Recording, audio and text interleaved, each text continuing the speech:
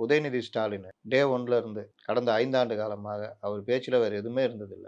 வெறும் உழுந்த பாடி, தவழ்ந்த பாடி, டேபிள் கீழ போனாரு. இப்பவும் அதுதான் தொடர்ந்துட்டு அதுதான் இருக்காரு. காலும் காரும். ஏன்னா, அவருக்கு என்ன நெனச்சிட்டு இருக்காருன்னா, இப்படி பேசுனா எடப்பாடி கோவம் வருது. அதுல ஒரு சந்தோஷம் இவங்களுக்கு. அவரு டீசென்ட்டா அரசியல் பேசுறாரு. சப்ஜெக்ட் பேசுறாரு.